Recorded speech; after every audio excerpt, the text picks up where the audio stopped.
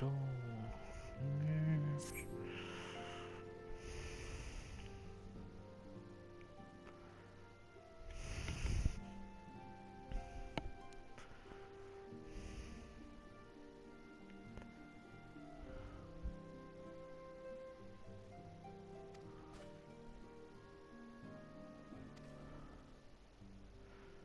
Actually, I'm a piece there.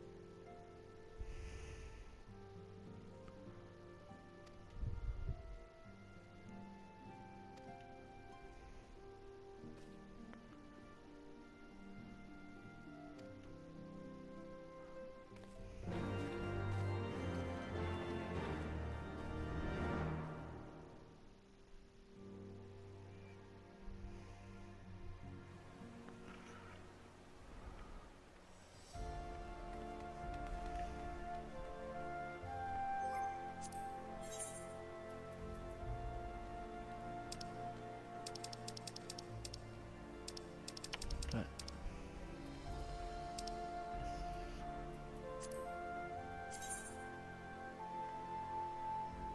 The hell?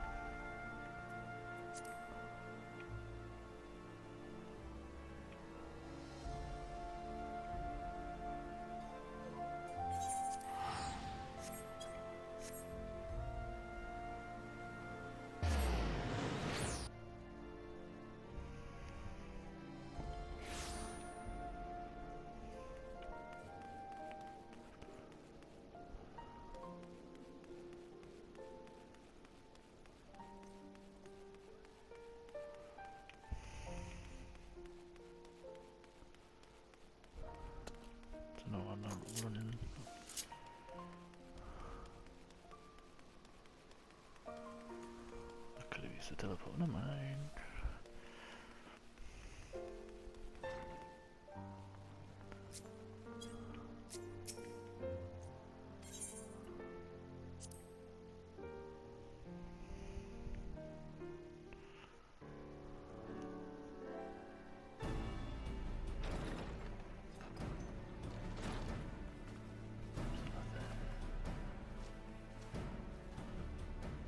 Thank you for coming. I wish to speak with you both in a place where privacy was assured. Nah. We quite understand. What was it that you wished to discuss? Weed.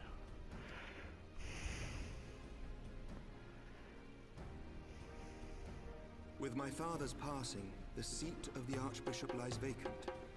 And so, in accordance with canon law, I have assumed his responsibilities.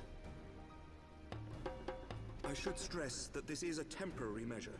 It was never intended that the Lord Commander of the Temple Knights serve in this capacity indefinitely.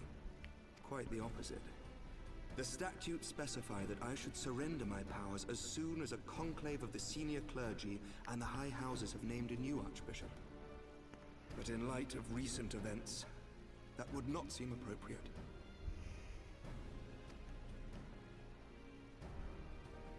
I confess I did not expect you to divulge quite so much quite so soon. The details of the Archbishop's plans, perhaps, But the true origin of the war and all it entails? I too had concerns. But when the Warrior of Light is witnessed returning to the capital upon the back of a dragon, one's options are rather limited. Mayhap I could have concealed certain details, but for how long? And at what risk? Should the truth have come to light in the meantime, how would the people have viewed my silence? After 1,000 years of lies and secrecy, I could not well abuse their trust and hope to be believed. The time for deception has passed. I only wish the people agreed. That some would deny the truth I had anticipated, but not this many. And among the few who acknowledged that my father had to be stopped, no small number questioned our methods.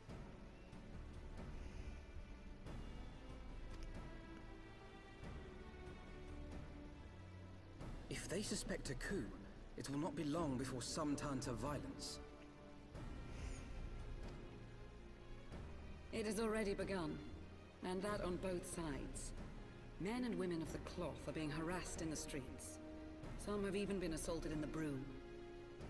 Broom? Broom. What's that mean? Hilda and her people have formed a watch to help us maintain order. But such measures will not prevent the unrest from spreading. For all our talk of peace, the people remain frightened and confused. For their sake, we must bring the Dragonsong War to a definitive end.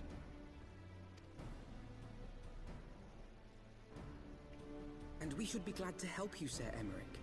But what precisely would you have us do?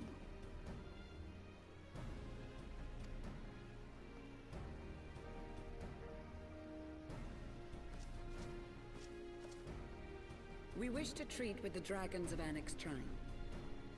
To that end, I would trouble you for an escort and an introduction.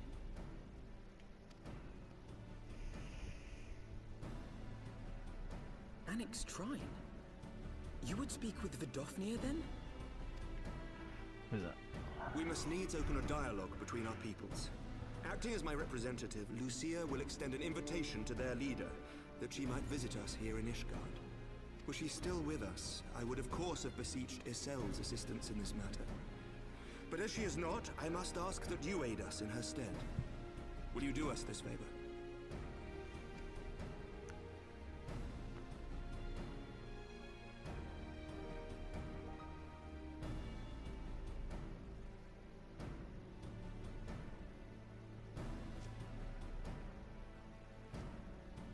Thank you, my friends. Sorry, mate. Lucia, I leave the rest to you.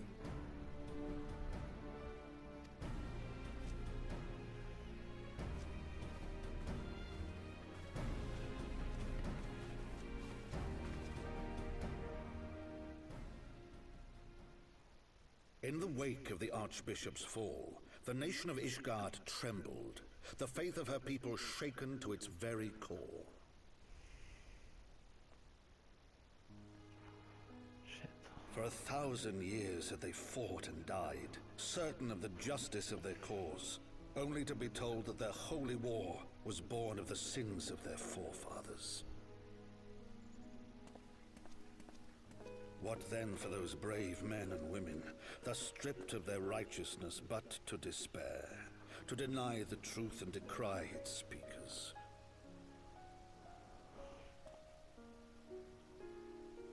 And what then for those whom they defamed but to hope on, to have faith in a brighter tomorrow?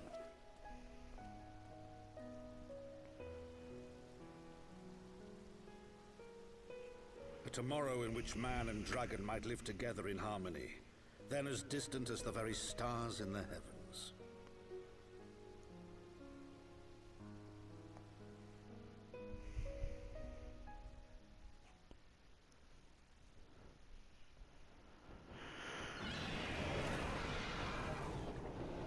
Yet while we dared to hope, deep within his lair the enemy lay, gathering his strength.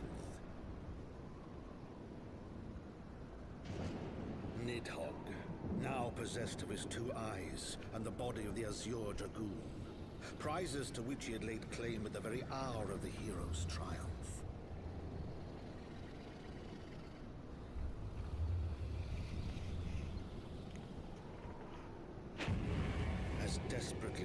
sought the solace of peace. The great worm craved the misery of war. Nor was he alone in his misbegotten desire.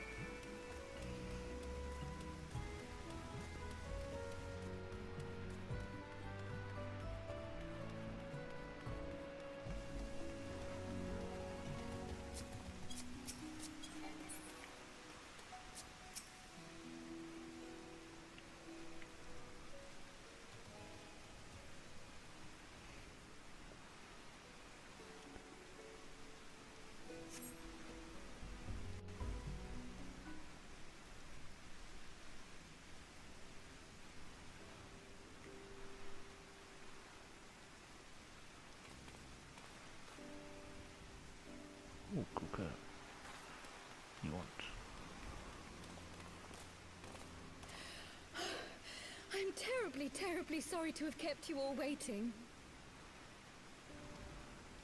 You need not apologize. We arrived but a moment ago ourselves.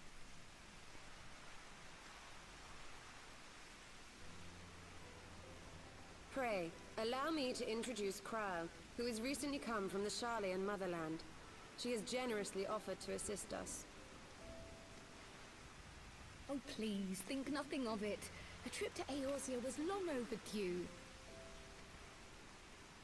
You must be the Warrior of Light. Oh, Yes, shit. you certainly do look the part. Shit. And who is that I spy but young Alpha No Levieur himself? I dare say someone's grown an ilm or two in my absence. Or are those lifts in your boots?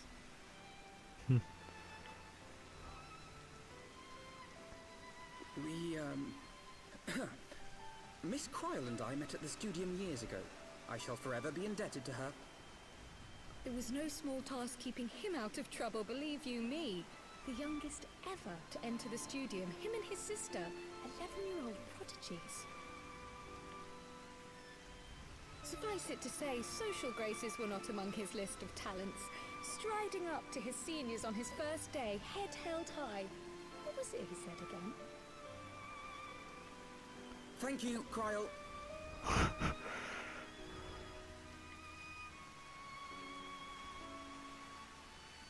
For what? I haven't finished yet. Would you care to attempt a more dexterous deflection?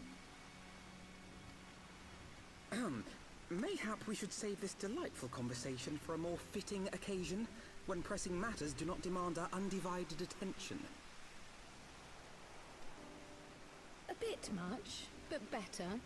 I can tell you have been putting your skills to use here in Eorzea. Henceforth, I trust you will dazzle me with your eloquence at the first time of asking.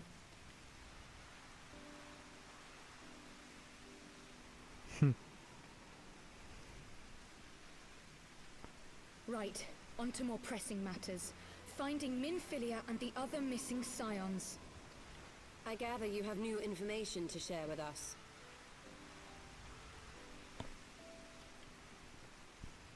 A new approach, actually. Tataru recounted the tale of your escape, and it gave me an idea. Simply put, assuming Thancred left some manner of trail when you whisked him away, as is almost always the case with teleportation magics, I am confident I can find and follow it. Then what are you waiting for? The wherewithal to do it. The fact is, my abilities aren't quite up to the task. Not in themselves, anyway. If I had Master Matoya's crystal eye, on the other hand...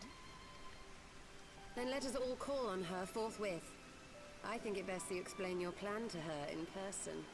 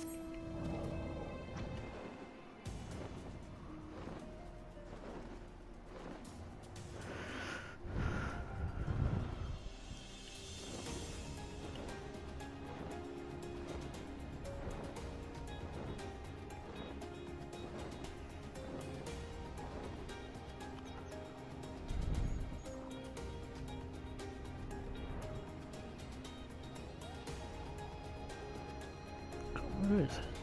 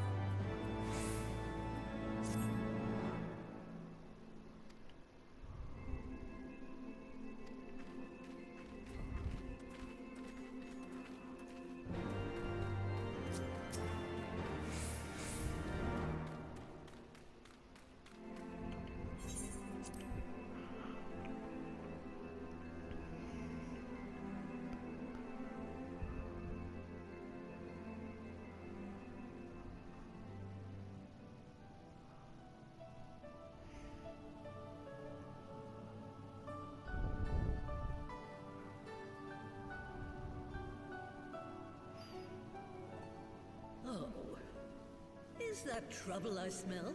Oh, or shit. did you forget to wipe your boots on the way in? Sorry, shit.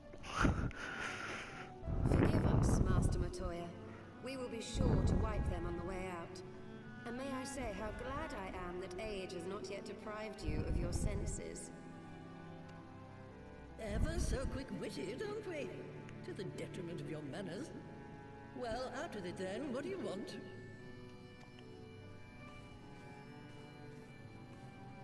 Pray, allow me to introduce myself, Master Matoya. I am Kryl, of the students of Baldessian. I hope you will excuse our unannounced visit. Baldessian, you say? Ah, yes. The old coot set up shop on the Isle of Val, didn't he? Regrettably, our Order's headquarters and the Isle itself were obliterated by a magic of immense power. I have... Shit. Croy, Stop doing that. you too possess the Echo. God. Another one. Well, yes, of course I do. Our Order is devoted to uncovering the mysteries of Hydaelyn and interpreting her will, particularly through the study of her gift to us. It was in the course of these studies that I met and subsequently befriended Minfilia.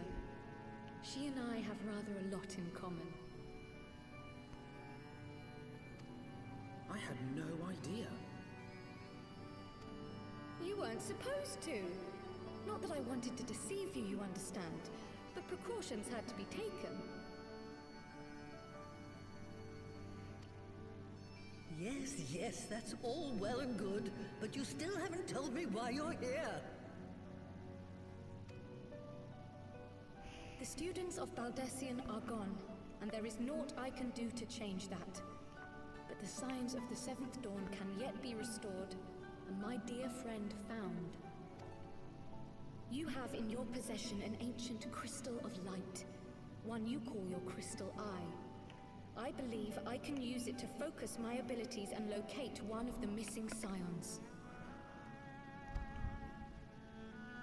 And there I was, thinking you might want to make use of my years of experience. Oh, wait here.